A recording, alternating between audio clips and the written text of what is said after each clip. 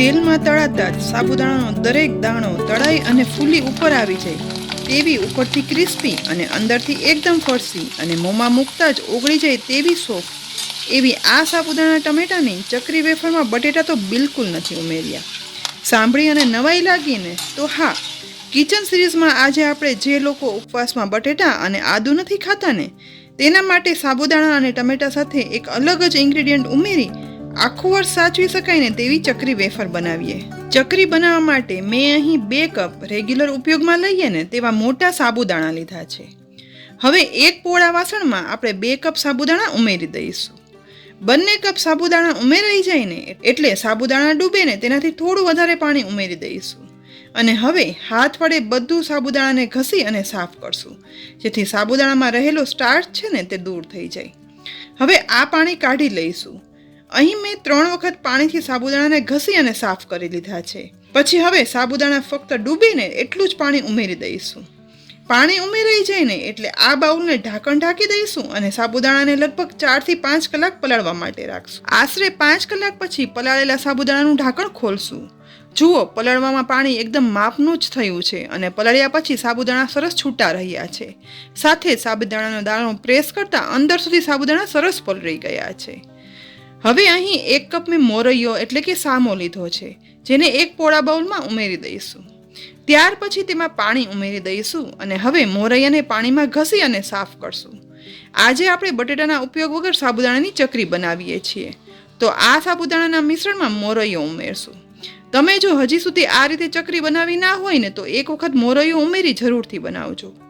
ઉપરથી ક્રિસ્પી અને મોંમાં મૂકતા જ ઓગળી જાય ને તેવી સરસ ચકરી બનશે.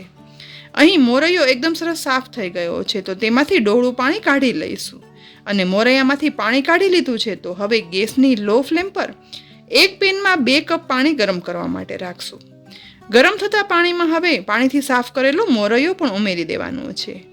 તેની સાથે 3/4 ટીસ્પૂન મીઠું પણ ઉમેરી દઈશું.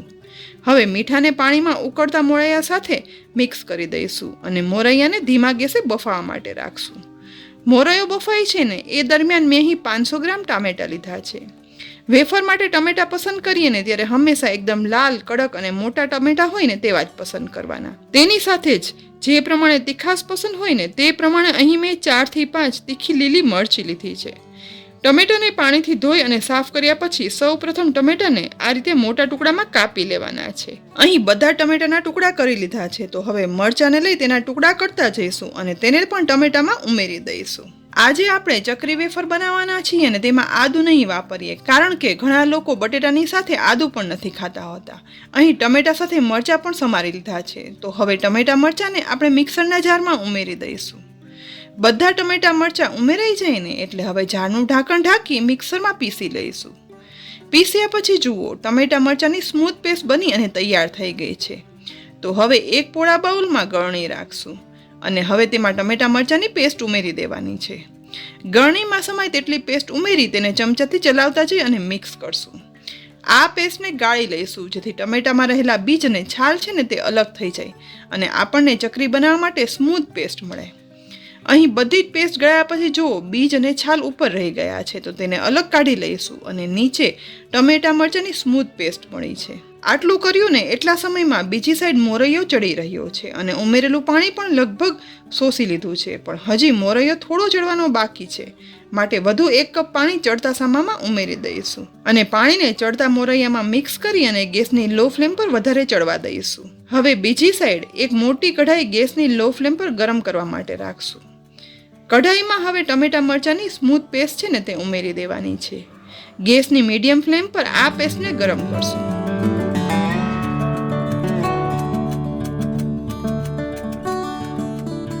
માત્ર 1 જ મિનિટમાં પેસ્ટ ઉકળવાની શરૂઆત થઈ ગઈ છે. બસ ટમેટાની પેસ્ટ ઉકળવા લાગે ને એટલે હવે તેમાં પલાળેલા સાબુદાણા ઉમેરી દેવાના છે. સાથે 2 ટીસ્પૂન મીઠું ઉમેરશું, 1 ટીસ્પૂન જીરું ઉમેરશું અને તેની સાથે 1 ટીસ્પૂન સફેદ તલ પણ ઉમેરી દઈશું. બધું ઉમેરાઈ જાય ને એટલે હવે ગેસની લો ફ્લેમ પર એકદમ સરસ રીતે મિક્સ કરશું જેથી ટમેટા સાથે સાબુદાણા, મીઠું, જીરું, તલ બધું સરસ મિક્સ થઈ જાય. બધું વ્યવસ્થિત મિક્સ થઈ જાય ને એટલે ગેસની સાવ લો ફ્લેમ રાખી સાબુદાણાને બફાવા દેવાના છે. ટમેટા સાબુદાણા બફાય છે ને ત્યારે બીજી સાઈડ મોરૈયાને પણ ઉમેરેલું પાણી શોષી લીધું છે અને મોરૈયો એકદમ સરસ રીતે ચડી ગયો છે. તો હવે તેની ફ્લેમ બંધ કરી દઈશું અને મોરૈયાને ઠંડો થવા માટે રાખી દઈશું. આ સાઈડ હવે લગભગ 6 થી 7 મિનિટ પછી બફાતા સાબુદાણાનું ઢાંકણ ખોલશું. અહીં જુઓ ટમેટાની ગ્રેવી સાથે સાબુદાણા બફાય અને એકદમ ટ્રાન્સપરન્ટ થઈ ગયા છે. આ રીતે બાફવાથી ટમેટાની ગ્રેવી પણ કાચી ના રહેતા ચડી જાય છે અને ટમેટાની ગ્રેવીમાં સાબુદાણા ચડી જાય છે અને ટમેટાની ફ્લેવર પણ સાબુદાણામાં સરસ બેસી જાય છે. બસ સાબુદાણા બફાઈ જાય ને એટલે હવે ગેસની ફ્લેમ બંધ કરી સાબુદાણાને ગેસ પરથી નીચે ઉતારી લઈશું અને ઠંડા થવા માટે રાખશું. ટમેટા સાબુદાણાનું મિશ્રણ લગભગ 2 થી 3 મિનિટમાં સહેજ એવું ઠંડુ થઈ ગયું છે. તો હવે બાફેલા મોરૈયાને લઈશું અને તે પણ ઠંડો થઈ ગયો છે. તો આ સાબુદાણા ટમેટાના મિશ્રણમાં બાફેલો મોરૈયો ઉમેરી દઈશું. અહીં મેં પોણો કપ મોરૈયાને બાફ્યો છે, પણ આમાંથી જોઈએ ને તે પ્રમાણે મોરૈયો ઉમેરતા જશું અને મિક્સ કરતા જઈશું. લગભગ પોણા ભાગનો મોરૈયો સાબુદાણામાં ઉમેરી દીધા પછી હવે મોરૈયાને આપણે સાબુદાણા અને ટમેટાના મિશ્રણમાં એકદમ સરસ રીતે મિક્સ કરી લેવાનું છે. આ રીતે મોરૈયો ઉમેરી બનતી આ વેફર ઉપરથી ક્રિસ્પી અને અંદરથી મોંમાં મૂકતા ઓગળી જાય તેવી ફરસી અને સોફ્ટ બને છે. અહીં બધું મિક્સ થઈ ગયા પછી વધેલો મોરૈયો છે ને તે આપણે નહીં ઉમેરીએ. અહીં ચકરી પાડવા માટે સાબુદાણા ટમેટાનું મિશ્રણ હવે તૈયાર થઈ ગયું છે. તો ચકરી પાડવા માટે આજે આપણે દરેક ઘરમાં હોય ને તેવો રેગ્યુલર મશીનનો જ ઉપયોગ કરશું. જેના માટે મેં અહીં ચકરીની પ્લેટ પસંદ કરી છે. સંચાનો નીચેનો ભાગ ખોલીશું. હવે આ સંચામાં સાબુદાણા ટમેટાનું મિશ્રણ ઉમેરી દઈશું. પ્રેસ કરતા જઈને જેટલું મિશ્રણ સમાય ને તે પ્રમાણે ઉમેરી દેવાનું છે. બસ છેક ઉપર સુધી સાબુદાણા ટમેટાનું મિશ્રણ ભરાઈ જાય ને એટલે હવે ચકરીની પ્લેટ રાખી દઈશું અને આ મશીનને ઉપરથી પેક કરી દઈશું. મશીનમાં સાબુદાણા ટમેટાનું મિશ્રણ ભરાઈ ગયું છે. તો હવે તડકામાં પાથરેલા પ્લાસ્ટિક પર આ રીતે સાબુદાણા ટમેટાની ચકરી મશીન વડે પાડશું. આજે આપણે આ રીતે લાંબી સલીમાં પાડશું, પણ જો આ ચકરી ગોળ શેપમાં બનાવી હોય ને તો પણ આ રીતે વેફર પાડી શકાય છે. વળી મોરૈયો, ટમેટા અને સાબુદાણાનું આ મિશ્રણ એટલું સરસ બાઇન્ડિંગ આવે છે ને કે આ મશીન વડે ઇઝીલી ચકરી પણ બની જાય છે. અહીં જુઓ એકદમ સરળતાથી લાંબી સળીમાં સાબુદાણા ટમેટાની વેફર પડી રહી છે.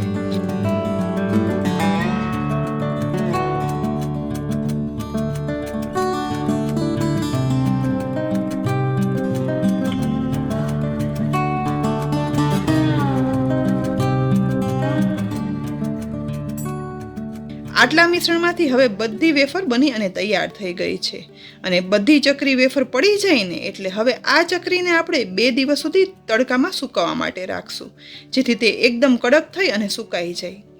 2 દિવસ તડકામાં ચકરી સુકાયા પછી બધી સુકાયેલી વેફર ડીશમાં લઈ લીધી છે મેં.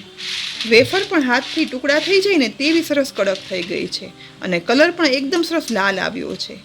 તો આ સમયે આ કડક ચકરીને આપણે એરટાઇટ કન્ટેનરમાં ભરી અને રાખી દઈએ ને તો આખું વરસ સાચવી શકાય છે. હવે બનેલી ચકરી વેફરને આપણે તળી લઈશું, જેને માટે ગેસની મીડિયમ ટુ હાઈ ફ્લેમ પર ગરમ કરેલા તેલમાં થોડી ચકરી વેફર ઉમેરશું.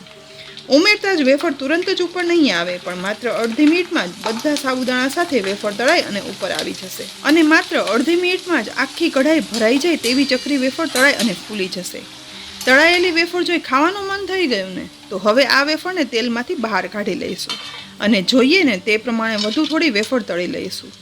સાબુદાણા બધા દાણા ફૂલી અને ઉપરથી ક્રિસ્પી બટેટા વગરની ચકરી વેફર બની અને તૈયાર થઈ ગઈ છે. આ ક્રિસ્પી વેફરને જ્યારે મોંમાં મૂકશું ને ત્યારે તે એકદમ સોફ્ટ અને ફરસી મોંમાં મૂકતા જ ઓગળી જશે તેવી બને છે. તો ફ્રેન્ડ્સ, આજે જે લોકો બટેટા અને આદુ નથી ખાતા હોતા ને તેના માટે ખાસ આખું વરસ સાચવી શકાય ને તેવી સાબુદાણા ટમેટા મોરૈયાની ચકરી વેફર બનાવી છે. તો તમને આ રેસીપી કેવી લાગી ને તે કોમેન્ટ બોક્સમાં લખી અને જરૂરથી કહેજો. સાથે જ રેસીપી ગમી હોય ને તો લાઈક કરી અને શેર કરજો અને અમારી ચેનલને જરૂરથી સબસ્ક્રાઈબ પણ કરી લેજો. તેની સાથે અમારી બધી રેસીપી સોશિયલ મીડિયા પર જોવા માટે અમારા ફેસબુક પેજને લાઈક કરી દેજો, જેથી આ બધી રેસીપી તમે ફેસબુક પર પણ જોઈ શકો. ફરી મળશું એક ઉપયોગી રેસીપી સાથે.